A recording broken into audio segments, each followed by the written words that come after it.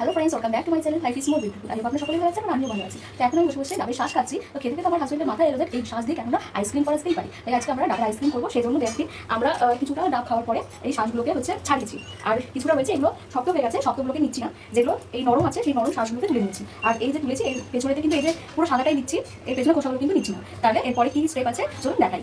কি করেছে এটা? ডাবের পিউরিটা, তাই তো, শ্বাসের। আর এটা হচ্ছে ডাবের জল। এটা কিসে দিচ্ছ? এটা কেমন হবে বন্ধুরা জানি না, এটা এক্সপেরিমেন্ট করছে ও। তো যেমনই হোক আপনার তোমাদের সাথে শেয়ার করছি। শেফ কি করবে বুঝতে পারছে না নিজেই, যে কোনটা অনেকটা হয়ে যায়, বুঝতে না যে এতটা হয়ে যায় বলে। এটা অল্প করে খেয়ে নেবে, এত থাক, পুরোটা দিও না। আচ্ছা দিও না, ছেড়ে দাও, যতটা লাগবে ততটা দাও। আর ভ্যানিলাটা না দিলেও হতো, মনে হয় শক্ত হয়ে আছে। এই যে এটাতে একবার আইসক্রিম করা হয়েছিল, এটা 3টে এখনো রয়েছে। এটা হচ্ছে এটা কি জানো, ওই নর্মাল ভ্যানিলাটা না? আচ্ছা, বাকিগুলো মোল্ডেই বসাবো।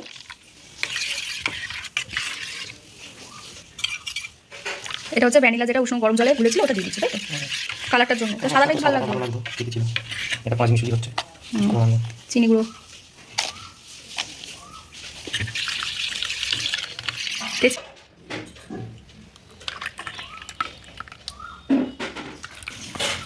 গুলোতে কিন্তু ইয়ে আছে, ওই ভ্যানিলাটা আছে।